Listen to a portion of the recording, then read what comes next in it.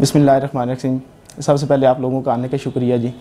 मेरा नाम इशफाक हुसैन है जी। मैं चीफ़ कमिश्नर ऑफिस की तरफ से यहाँ पे इंस्पेक्टर हूँ। ठीक है जी। ये शेल्टर होम तकरीबन 3 माह से चल रहा है। यहाँ पे टोटल जो बेड्स हैं वो तो 130 हैं जेंट्स के लिए, और लेडीज़ के लिए 8 बेड्स अवेलेबल हैं। बाकी 3 टाइम का खाना है जी कि वो कोई भी बंदा यहाँ पे आकर खा सकता है। ठीक है जी। यहाँ पे मेडिकल की फैसिलिटी मौजूद है। एम्बुलेंस ऑलवेज स्टैंड बाई है कि अगर हमारे पास कोई रात के टाइम कोई पेशेंट होता है तो हम उसे पिम्स वगैरह में शिफ्ट कर सकें।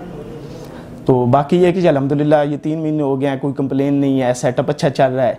लोगों से आपने इंटरव्यू लिए हैं, लोग मुतमईन हैं रिहाइश के ऊपर, खाने के ऊपर, कि उन्हें कोई किसी किस्म का यहाँ पे। दूसरा ये है कि फुल ऑफ फ्री है, कोई ऐसा मतलब वो यहाँ से कोई किसी किस्म का वो नहीं है कि इनसे कोई चीज़ ली जा रही हो या नहीं। जैसे सिक्योरिटी की वजह से इनकी तलाशी वगैरह या इनकी जो आइडेंटिटी कार्ड वगैरह है वो हम अपने पास रात को सेव कर लेते हैं। सुबह जब ये लोग नाश्ता करके अपने अपने काम पे जाने लगते हैं तो हम उन्हें वापस कर देते हैं।